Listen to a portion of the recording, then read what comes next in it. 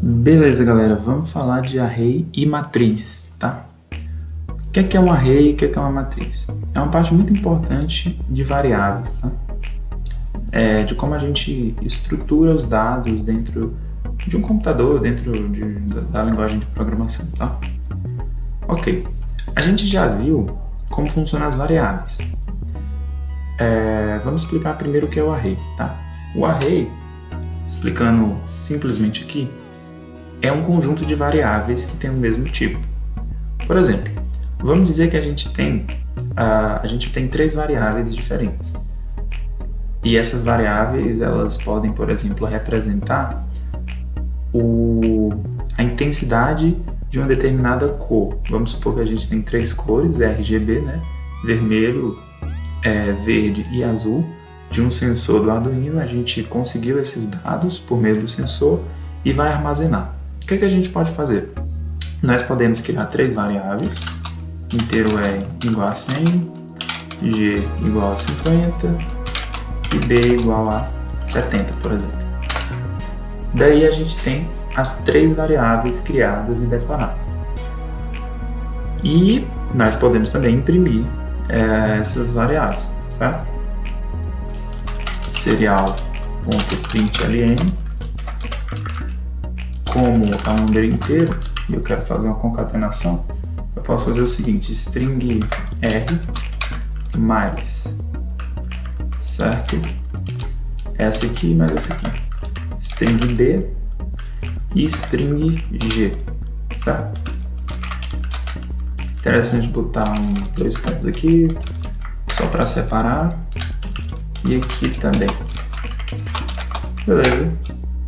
Tá, lembrando que quebra de linha ou espaço em branco não é contado na hora que o programa vai ser executado, tá? O C++ simplesmente ignora isso. Existem linguagens de programação que consideram isso, tipo o Python, por exemplo, onde a indentação, que é o nível que você deixa de distância entre linhas, o número de tabs que você pressiona, ele é levado em consideração. Mas aqui no C++ não, ele utiliza chaves, tá bom? Para fazer esse controle.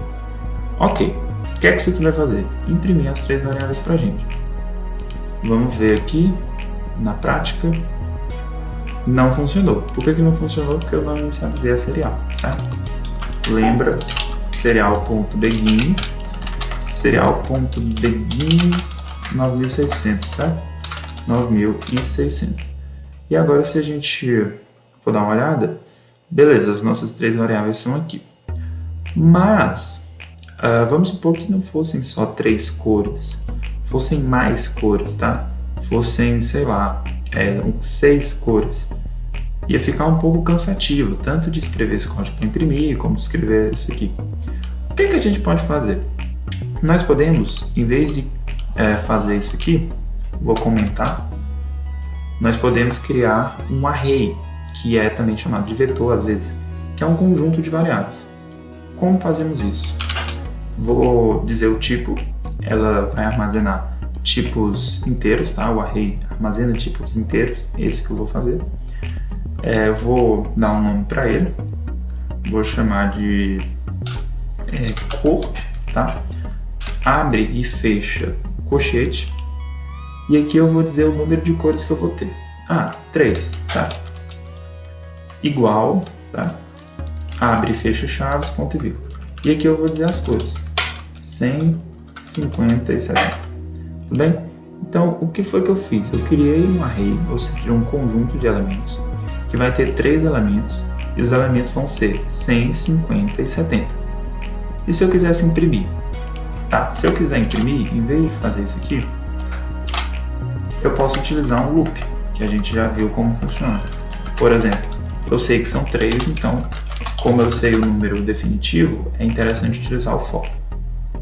Inteiro i igual a 0, enquanto i for menor que 3 e mais. Tá, voltando um pouquinho. Eu criei um valor i aqui. Esse i, geralmente, o pessoal usa porque é a abreviação de index mesmo, que vai de 0 enquanto i for menor que 3, ou seja, ele vai possuir o valor 0, o valor 1 e o valor 2. Quando chegar no valor 3, ele não vai mais. Por que eu comecei do zero? Porque na computação, o array sempre começa do zero. Tá? Esse é o elemento número 0, esse é o elemento número 1 e esse é o elemento número 2. Tá? São 3 elementos, mas começa do zero sempre. Beleza, e agora vamos imprimir serial.println. Lembrando que é um número, então eu vou converter para string. Eu nem preciso, como eu só quero imprimir o número em si, eu posso simplesmente jogar um número aqui. Cor, abre e fecha parênteses. Como é que eu acesso uma determinada cor? Eu tenho que dizer o índice dele. Esse é o índice 0, esse é o índice 1 e esse é o índice 2. Então eu vou passar aqui o valor i. Tá? Vamos ver o que é que vai acontecer? Para 150, 70, 150, 70. Então ele fica imprimindo infinitamente, porque está em loop. A posição 0, tá? Que é quando i é igual a 0. A posição 1, que é quando o i é igual a 1. A posição 2, que é quando o i é igual a 2. Então ele acaba imprimindo 150, 70, 150, 70, e aí vai infinitamente. Beleza? Legal, isso é muito interessante mesmo. A gente pode deixar um pouco mais claro da seguinte forma: cor, abre parêntese, tá? mais aqui, fecha um parêntese, igual, tá? Ok, aqui eu vou colocar o índice, beleza? Eu quero que apareça o índice, mas tem um problema, o índice é um inteiro, então eu tenho que fazer a conversão para um string, que eu não posso juntar tipos diferentes, e a cor aqui também é um inteiro, então eu tenho que fazer também a conversão da cor para um string. Vamos ver isso aqui funcionando. Olha lá, agora ficou melhor, tá? Dá uma olhada. Cor 0 é 100, cor 1 é 50 e cor 2 é 70. E aí termina o programa e ele começa de novo. Então a gente pode ver que que a variável vai ter um nome e a gente vai separar os valores que estão nesse conjunto aqui pelo seu índice, que é um número começando do zero, que vai sempre dizer, né, qual posição eu estou querendo utilizar. Tá? Pontos importantes. É importante você se atentar aos limites. Por exemplo, se eu tentasse acessar cor na posição 3, eu teria um problema. Porque como começa do zero, aqui é o 0, aqui é o 1, aqui é o 2. Cor na posição 3 não existe. Isso levaria a gente resultados inesperados, tá? Ou seja, o programa poderia crashar. E é complicado de encontrar isso depois. Posições negativas também não vão ajudar, tá? Porque não existem posições antes do zero. São sempre do zero em diante, beleza? Ok, outro detalhe. Você pode utilizar qualquer tipo que você queira, certo? Então poderia ser um array de float, um array de double, um array de char, um array de booleano, um array de string, o tipo que você quiser utilizar. Por exemplo, vou fazer outro exemplo aqui, onde eu vou utilizar um array de string, certo? Beleza? Tá, então vamos utilizar um array de string. String nome, vamos dizer, tá. Quando a gente inicializa os valores aqui, eu não preciso dizer o número que vai ter. Então vamos colocar alguns nomes aqui. Arduino, Raspberry, certo? E PC e C++, tá? Ok. Aqui eu tenho 1, 2, 3, 4. Eu tenho 4 elementos. Seria o equivalente a eu colocar um 4 aqui. É interessante colocar, tá? É uma boa prática. Essa é a posição 0, essa é a posição 1, essa é a posição 2, essa é a posição 3, tá? Beleza. Então, se eu quiser imprimir todo mundo, eu faço um for, tá? Que começa com o índice igual a 0, enquanto o índice for menor que 4, então ele vai até o 3, certo? E eu vou imprimir serial.println, vamos imprimir assim, nome, abre uma chave, mais, converte para string o meu valor i, mais fecho uma chave, coloco um igual, mais o nome em si, nome na posição 1. Note que agora o nome é uma string, então eu não preciso converter ele para string, porque ele já é uma string. Vamos ver isso funcionando. Ok, até aqui é o mesmo exemplo, só que com outro tipo de dado. Arduino, Raspberry, PC, C++. Arduino, Raspberry, PC, C++. Beleza, isso é um array, tá? Isso é o array.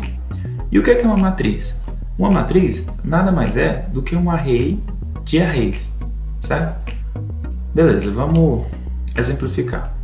Vamos dizer que a gente tem uma matriz, chamar de matriz, e vamos dizer que ela tem 3 posições, tá?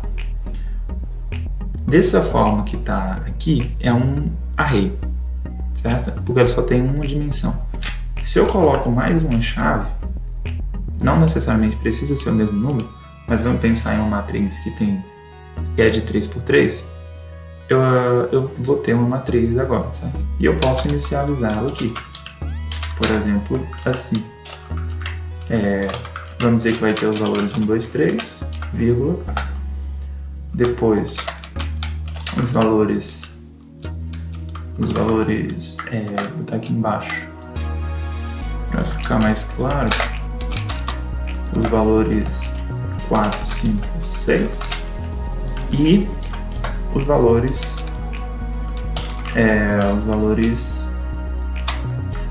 7, 8 e 9. 7, 8 e 9. Beleza. O que é isso? Eu criei uma variável que ela é um conjunto de valores. São todos inteiros. O nome é matriz. Existem 3 linhas por 3 colunas, tá? A gente sempre imagina uma matriz como sendo linha por coluna, tá? Então a gente tem o quê? 3 linhas, ou seja, é um array de 3 elementos e cada elemento é um array também de 3 elementos. Por isso que a gente utiliza 2 chaves, tá? Uma chave para o primeiro array e uma chave para o interno. Como é que a gente faz para imprimir isso aí? Para um array eu utilizava um for. Para a matriz eu vou utilizar 2 fors. Então, por exemplo, a gente pode fazer o seguinte, ó. Inteiro i igual a 0, contexto menor que 3 e mais. O que é que eu estou fazendo? Eu estou construindo aquela mesma estrutura que eu utilizava quando eu tinha um array. Só que dentro eu vou ter outro array, então eu faço ela novamente. Tá? Só que tem mais um detalhe. Eu tenho que utilizar outro nome de variável. Por quê? Porque eu não posso dar o mesmo nome para 2 variáveis que eu quero que seja diferente, tá? Cada variável tem que ter o seu nome. J menor que 3, J mais 1. Ok. E agora eu simplesmente vou dar um serial.println, serial.print, tá? Porque eu quero que fique na mesma linha. Vou imprimir um espaço, assim, e vou transformar em string a matriz na posição I na posição J. Tá, o que é isso? Baguncei aqui. O que é isso? Eu estou acessando o primeiro array, né, na posição I, que é a minha linha, que é o meu I. E estou acessando o segundo array na posição J, que é o quê? É a variável que está controlando o meu segundo array, certo? Por isso que a gente utiliza a matriz índice J, tá? Essa primeira aqui está percorrendo a linha e essa daqui está percorrendo a coluna, tudo bem? E essa é a matriz IJ. Se ficou complicado, eu recomendo você executar no papel e ver com calma. E ver que realmente vai gerar todos os valores. Lembrando que sempre começa do zero, tanto a linha como a coluna. Ok? Beleza. Depois disso, é interessante a gente dar um serial.println para ele pular uma linha, por exemplo. E não imprimir nada. E no final, serial.println, a gente pode colocar vários espaços para conseguir verificar as diferentes matrizes. Beleza. Ele imprimiu várias vezes a mesma matriz. Nota aqui, ó, que é a mesma matriz, 1, 2, 3, 4, 5, 6, 7, 1, 2, 3, 4, 5, 6, 7, 8, 9, certo? 1, 2, 3, 4, 5, 6, 7, 8, 9. E por aí vai infinitamente. Então ele sempre vai ficar imprimindo essa matriz infinitamente, certo? E isso é legal quando a gente quer estruturar os dados dessa forma, tá? É muito útil. Alguns sensores trabalham com isso, algumas bibliotecas trabalham com isso, e é fundamental você entender, tá? Outro detalhe, você não precisa inicializar a matriz, como eu disse, tá? Por exemplo. E a matriz ela não precisa ter os valores, ela não precisa ter 2 dimensões ou 1 dimensão. Ela pode ter, por exemplo, 4 dimensões. Você poderia ter, por exemplo, aqui 4, tá? Você poderia ter essa espécie de matriz. A gente chama isso de matriz multidimensional, né? Não faz muita ideia de matriz. Mas ela tem o quê? 1, 2, 3, 4 dimensões. Cada um é um array. Então você tem um array dentro de um array que está dentro de outro array que está dentro de outro array, tá? Não tem mais uma representação em forma de matriz, nem em forma linear, né? Mas é uma forma, né, de armazenar dados também. Acaba que isso aqui acaba virando apenas um código, tá? Pro seu valor, tá? Beleza. Era isso que eu queria mostrar sobre matrizes e como utilizar elas. Próxima aula a gente vai ver um pouco de passagem de valores por referência, como você pode passar matrizes como parâmetros de função e como isso funciona, tá? Obrigado pela atenção, vou ficando por aqui e até a próxima.